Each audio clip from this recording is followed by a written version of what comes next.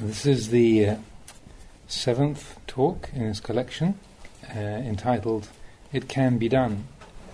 And this was also first published in the book Everything is Teaching Us, translated by Paul Breiter, but there's no particular indication of what year or what occasion this was given.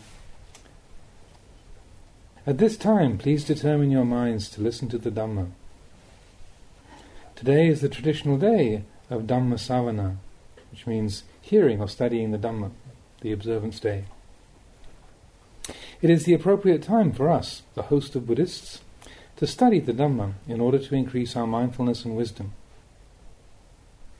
Giving and receiving the teachings is something we have been doing for a long time. The activities we usually perform on this day, chanting homage to the Buddha, taking moral precepts, meditating and listening to the teachings, should be understood as methods and principles for spiritual development. They're not anything more than this. When it comes to taking precepts, for example, a monk will proclaim the precepts and the lay people will vow to undertake them. Don't misunderstand what's going on. The truth is that morality is not something that can be given. It can't really be requested or received from someone. We can't give it to someone else. In our vernacular, we hear people say, the venerable monk gave the precepts, and we received the precepts. We talk like this here in the countryside, and so it has become our habitual way of understanding. If we think like this, that we come to receive the precepts from the monks on the lunar observance days, and that if the monks won't give the precepts, then we don't have morality, that's only a tradition of delusion that we've inherited from our ancestors. Thinking in this way means that we give up our own responsibility, not having firm trust and conviction in ourselves. Then it gets passed down to the next generation, and they too come to receive precepts from the monks. And the monks come to believe that they're the ones who give the precepts to the laity. In fact, morality and precepts are not like that. They're not something to be given or received. But on ceremonial occasions of making merit and the like, we use this as a ritual form according to tradition and employ the terminology. In truth, morality resides with the intentions of people. If you have the conscious determination to refrain from harmful activities and wrongdoing by way of body and speech, morality is coming about within you. You should know it within yourself. It is okay to take the vows with another person, but you can also recollect the precepts by yourself. If you don't know what they are, you can request them from someone else. It's not something very complicated or distant. So really, whenever we wish to receive morality and Dhamma, we have them right then. It's just like the air that surrounds us everywhere. Whenever we breathe, we take it in. All manner of good and evil is like that. If we wish to do good, we can do it anywhere, at any time. We can do it alone or together with others. Evil is the same. We can do it with a large or a small group, in a hidden or an open place. It's like this. These are things that are already in existence, but morality is something that we should consider normal for all humans to practice. A person who has no morality is no different from an animal. If you decide to live like an animal, then of course there is no good or evil for you, because an animal doesn't have any knowledge of such things. A cat catches mice, but we don't say it's doing evil, because it has no concepts or knowledge of good or bad, right or wrong. These beings are outside the circle of human beings. It's the animal realm. The Buddha pointed out that this group is just living according to the animal kind of karma. Those who understand right and wrong, good and evil, are humans. The Buddha taught his Dhamma for humans. If we people don't have morality and knowledge of these things, then we're not much different from animals. So it is appropriate that we study and learn about morality and make ourselves able. This is taking advantage of the precious accomplishment of human existence and bringing it to fulfillment. The profound Dhamma is the teaching that morality is necessary. When there is morality, we have a foundation on which we can progress in Dhamma. Morality means the precepts concerning what is forbidden and what is permissible. Dhamma refers to nature and to humans knowing about nature, how things exist according to nature. Nature is something we do not compose. It exists as it is according to its conditions. A simple example is animals. A certain species, such as peacocks, is born with its various patterns and colours. They were not created like that by humans or modified by humans. They are born just that way according to nature. This is a little example of how it is in nature. All things of nature are existing in the world. This is still talking about understanding from a worldly viewpoint. The Buddha taught Dhamma for us to know nature, to let go of it, and to let it exist according to its conditions. This is talking about the external material world.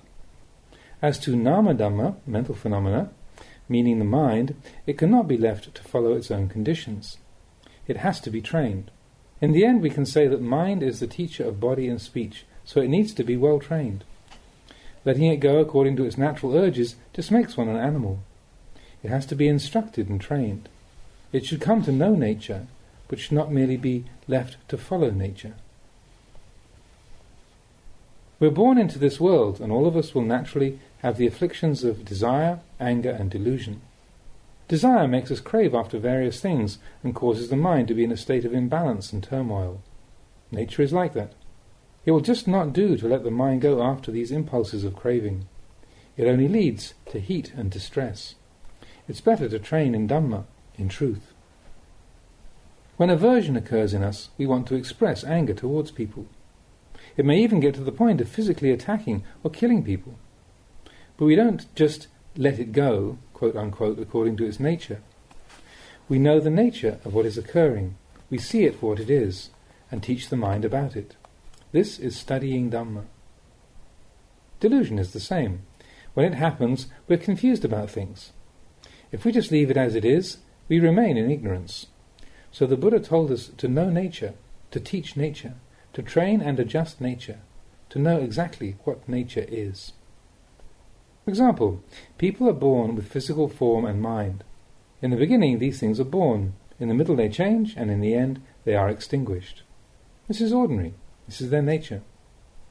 We cannot do much to alter these facts. We train our minds as we can, and when the time comes, we have to let go of it all. It's beyond the ability of humans to change this or get beyond it.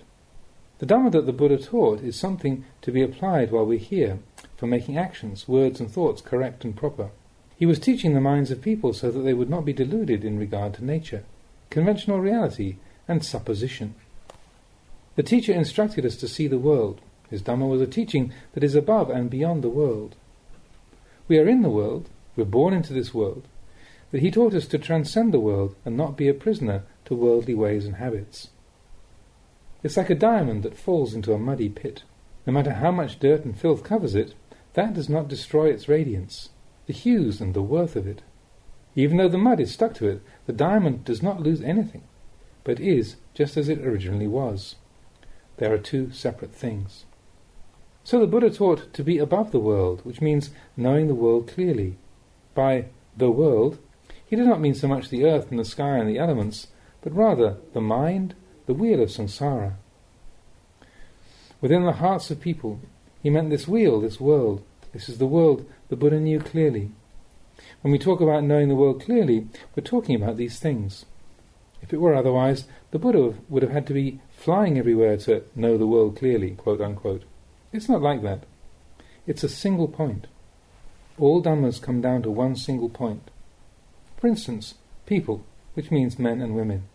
If we observe one man and one woman, we know the nature of all people in the universe. They're not that different. Another example is learning about heat. If we just know this one point, the quality of being hot, it doesn't matter what source or cause the heat is. The condition of hot is such. If we know clearly this one point, then wherever there may be hotness in the universe, we know it is like this. Because the Buddha knew a single point, his knowledge encompassed the world. Knowing coldness to be a certain way, when he encountered coldness anywhere in the world, he already knew it. He taught a single point for beings living in the world, to know the nature of the world, to know people, men and women, to know the manner of existence of beings in the world. His knowledge was such. Knowing one point, he knew all things. The Dhamma that the teacher expounded was for going beyond suffering. So, what is this going beyond suffering all about? What should we do to escape from suffering? It is necessary for us to do some study. We need to come and study the thinking and feeling in our hearts. Just that. It is something that we are presently unable to change. We can be free of all suffering and unsatisfactoriness in life just by changing this one point. Our habitual worldview, our way of thinking and feeling. If we come to have a new sense of things, a new understanding, we transcend the old perceptions and understanding. The authentic Dhamma of the Buddha is not something pointing far away. It teaches about atta, self, and that things are not really self. That's all. All the teachings that the Buddha gave were pointing out that this is not a self, this does not belong to a self, there is no such thing as ourselves or others. Now, when we contact this, we can't really read it. We don't translate the Dhamma correctly. We still think, this is me, this is mine. We attach to things and invest them with meaning. When we do this, we can't yet disentangle from them. The involvement deepens and the mess gets worse and worse. If we know that there is no self, that body and mind are really anatta, as the Buddha taught, then when we keep on investigating, eventually we will come to the realization of the actual condition of selflessness. We will genuinely realize that there is no self or other. Pleasure is merely pleasure. Feeling is merely feeling. Memory is merely memory. Thinking is merely thinking. They are all things that are merely such. Happiness is merely happiness. Suffering is merely suffering. Good is merely good. Evil is merely evil. Everything exists merely thus. There is no real happiness or real suffering. There are just the merely existing conditions. Merely happy, merely suffering, merely hot, merely cold, merely a being or a person. You should keep looking to see that things are only so much. Only earth, only water, only fire, only wind. We should keep on reading these things and investigating this point. Eventually, our perception will change. We will have a different feeling about things. The tightly held conviction that there is a self and things belonging to a self will gradually come undone. When this sense of things is removed, then the opposite perception will keep increasing steadily. When the realization of anatta comes to full measure, we'll be able to relate to the things of the world, to our most cherished possessions and involvements, to friends and relations, to wealth, accomplishments and status, just the same as we do to our clothes. When shirts and trousers are new, we wear them. They get dirty and we wash them. After some time they're worn out and we discard them. There is nothing out of the ordinary there. We're constantly getting rid of the old things and starting to use new garments. We will have exactly the same feelings about our existence in this world. We will not cry or moan over things. We will not be tormented or burdened by them. They remain the same things as they were before, but our feeling and understanding of them has changed. Now our knowledge will be exalted and we will see truth. We will have attained supreme vision and have learned the authentic knowledge of the Dhamma that we ought to know and see. Where is the Dhamma that we ought to know and see? It's right here, within us, within this body and mind. We have it already. We should come to know and see it. All of us have been born into this human realm. Whatever we gained by that, we're going to lose. We've seen people born and seen them die. We just see this happening, but don't really see clearly. When there's a birth, we rejoice over it. When people die, we cry for them. There's no end. It goes on in this way and there's no end to our foolishness. Seeing birth, we're foolhardy. Seeing death, we are foolhardy. There's only this unending foolishness. So, let's take a look at all this. These things are natural occurrences. Contemplate the Dhamma here, the Dhamma that we should know and see. This Dhamma is existing right now. Make up your minds about this. Exert restraint and self-control. Now we are amidst the things of this life. We shouldn't have fears of death. We should fear the lower realms. Don't fear dying, rather be afraid of falling into hell. You should be afraid of doing wrong while you still have life. These are old things we're dealing with, not new things. Some people are alive but don't know themselves at all. They think, what's the big deal about what I do now? I can't know what's going to happen when I die. They don't think about the new seeds they are creating for the future. They only see the old fruit. They fixate on present experience, not realizing that if there is fruit, it must have come from a seed, and that within the fruit that we have now are the seeds for future fruit. These seeds are just waiting to be planted. Actions born of ignorance continue the chain in this way, but when you're eating the fruit, you don't think about all the implications. Wherever the mind has a lot of attachment, we will experience intense suffering, intense grief, intense difficulty right there. The place we experience the most problems is the place we have the most attraction, longing and concern. Please try to resolve this. Now while you still have life and breath, keep on looking at it and reading it until you are able to translate it and solve the problem. Whatever we are experiencing as part of our lives now, one day we will be parted from it. So, don't just pass the time. Practice spiritual cultivation. Take this parting, this separation and loss, as your object of contemplation right now in the present, until you are clever and skilled in it, until you can see that it is ordinary and natural. When there is anxiety and regret over it, have the wisdom to recognize the limits of this anxiety and regret, knowing what they are according to the truth. If you can consider things in this way, then wisdom will arise. Whenever suffering occurs, wisdom can arise there, if we investigate. But people generally do not want to investigate. Wherever pleasant or unpleasant experience happens, wisdom can arise there. If we know happiness and suffering for what they really are, then we know the Dhamma. If we know the Dhamma, we know the world clearly. If we know the world clearly, we know the Dhamma. Actually, for most of us, if something is displeasing, we don't really want to know about it. We get caught up in the aversion to it. If we dislike someone, we don't want to look at his face or get anywhere near him. This is the mark of a foolish, unskillful person. This is not the way of a good person. If we like someone, then of course we want to be close to him. We make every effort to be with him, taking delight in his company. They are actually the same, like the palm and the back of the hand. When we turn the hand up and see the palm, the back of the hand is hidden from sight. When we turn it over, then the palm is not seen. Pleasure hides pain, pain hides pleasure from our sight. Wrong covers up right, right covers wrong. Just looking at one side, our knowledge is not complete. Oh, let's do things completely while we still have life. Keep on looking at things, separating truth from falsehood, noting how things really are, getting to the end of it, reaching peace. When the time comes, we'll be able to cut through and let go completely. Now we have to firmly attempt to separate things and keep trying to cut through. The Buddha taught about hair, nails, skin and teeth. He taught us to separate them. A person who does not know about separating only knows about holding them to himself. Now, while we've not yet parted from these things, we should be skillful in meditating on them. We've not yet left this world, so we should be careful.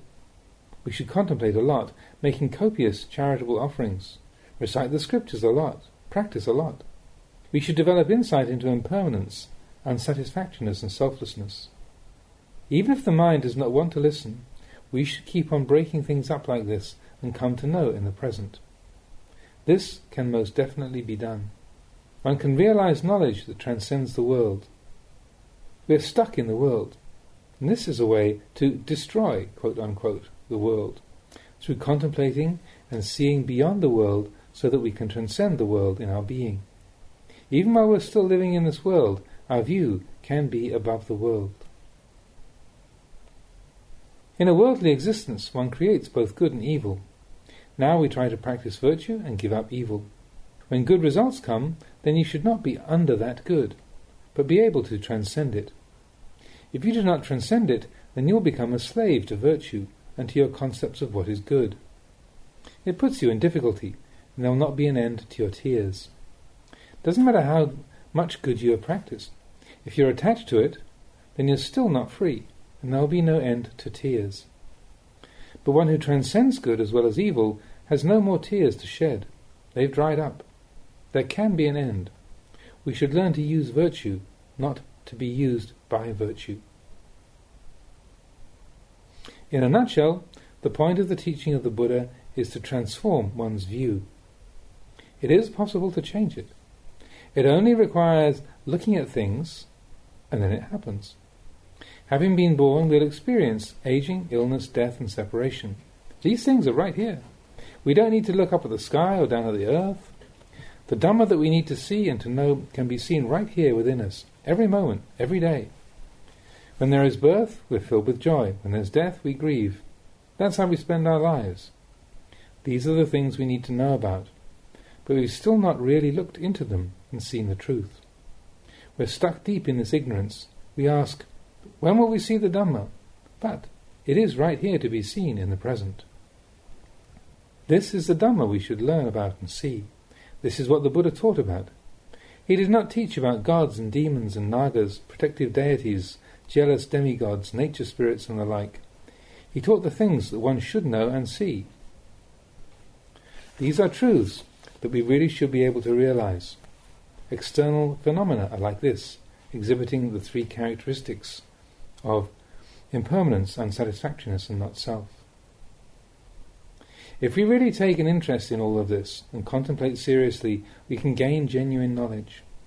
If this was something that could not be done, the Buddha would not have bothered to talk about it. How many tens and hundreds of thousands of his followers have come to realization? If one is really keen on looking at things, one can come to know. The Dhamma is like that.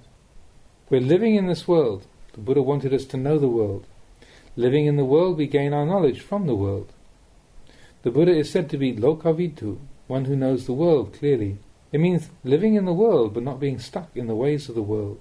Living among attraction and aversion, but not stuck in attraction and aversion. This can be spoken about and explained in ordinary language. This is how the Buddha taught. Normally we speak in terms of atta, self, talking about me and mine, you and yours. But the mind can remain uninterruptedly in the realization of anatta, selflessness. Think about it. When we talk to children, we speak in one way. When dealing with adults, we speak in another way. If we use words appropriate to children to speak with adults, or use adults' words to speak with children, it won't work out. We have to know the proper use of conventions when we're talking to children. It can be appropriate to talk about me and mine, you and yours, and so forth. But inwardly, the mind is Dhamma, dwelling in realization of anatta. You should have this kind of foundation. So the Buddha said that you should take the Dhamma as your foundation, basis and practice when living in the world. It's not right to take your ideas, desires and opinions as a basis. The Dhamma should be your standard. If you take yourself as the standard, you become self-absorbed. If you take someone else as your standard, you're merely infatuated with that person. Being enthralled with ourselves or with another person is not the way of Dhamma. The Dhamma does not incline to any person or follow personalities. It follows the truth. It does not simply accord with the likes and dislikes of people. Such habitual reactions have nothing to do with the truth of things. If we really consider all of this and investigate thoroughly to know the truth, then we will enter the correct path. Our way of living will become correct. Thinking will be correct. Our actions and speech will be correct. So we really should look into all of this. Why is it that we have suffering? Because of lack of knowledge. Not knowing where things begin and end, not understanding the causes. This is ignorance. When there is this ignorance, then various desires arise, and being driven by them, we create the causes of suffering. Then the result must be suffering. When you gather firewood and light a match to it, expecting not to have any heat, what are your chances? You're creating a fire, aren't you? This is origination itself. If you understand these things, morality will be born here. Dhamma will be born here. So prepare yourselves. The Buddha advised us to prepare ourselves. You don't need to have too many concerns or anxieties about things. Just look here. Look at the place without desires, the place without danger. The Buddha taught Nibbana Paccaya Hotu. Let it be a cause for Nibbana. If it will be a cause for realization of Nibbana, it means looking at the place where things are empty, where things are done with, where they reach their end, where they are exhausted. Look at the place where there are no more causes, where there is no more self or other, me or mine. This looking becomes a cause or condition, a condition for attaining Nibbana. Practicing generosity becomes a cause for realizing Nibbana. Practicing morality becomes a cause for realizing Nibbana. Listening to the teachings becomes a cause for realizing Nibbana. Thus we can dedicate all our Dhamma activities to become causes for Nibbana. But if we're not looking towards Nibbana, if we're looking at self and other and attachment and grasping without end, this does not become a cause for Nibbana. When we deal with others, and they talk about self, about me and mine, about what is ours, we immediately agree with this viewpoint. We immediately think, yeah, that's right. But it's not right. Even if the mind is saying, right, right, we have to exert control over it. It's the same as a child who is afraid of ghosts. Maybe the parents are afraid too, but it won't do for the parents to talk about it. If they do, the child will feel that he has no protection or security. No, of course, Daddy is not afraid. Don't worry, Daddy's here, there are no ghosts. There's nothing to worry about. Well, the father might really be afraid too. If he starts talking about it, they'll all get so worked up about ghosts that they'll jump up and run away, father, mother and child, and end up homeless. This is not being clever. You have to look at things clearly and learn how to deal with them. Even when you feel that deluded appearances are real, you have to tell yourself that they are not. Go against it like this. Teach yourself inwardly. When the mind is experiencing the world in terms of self, saying, it's true, you have to be able to tell it, it's not true. You should be floating above the water and not be submerged by the flood waters of worldly habit. The water is flooding our hearts if we run after things. Do we ever look at what's going on? Will there be anyone watching the house? Nibbana pachayo hotu. One need not aim at anything or wish for anything at all. Just aim for Nibbana. All manner of becoming and birth, merit and virtue in the worldly way do not lead there. We don't need to be wishing for a lot of things, making merit and skillful karma, hoping it will cause us to attain some better state. Just aim directly for Nibbana. Wanting sila, wanting tranquility, we just end up in the same old place. It's not necessary to desire these things. We should just wish for the place of cessation. It's like this. Throughout all our becoming and birth, all of us are so terribly anxious about so many things. When there is separation, when there's death, we cry and lament. I can only think how utterly foolish this is. What are we crying about? Where do you think people are going anyhow? If they're still bound up in becoming and birth, they're not really going away. When children grow up and move to the big city of Bangkok, they still think of their parents. They won't be missing someone else's parents, just their own. When they return, they will go to their parents' home, not to somebody else's. When they go away again, they'll still think about their home here in Ubon. Will they be homesick for some other place? What do you think? So, when the breath ends and we die, no matter through how many lifetimes, if the causes for becoming and birth still exist, the consciousness is likely to try and take birth in a place it is familiar with. I think we're just too fearful about all of this, so please don't go crying about it too much. Think about this.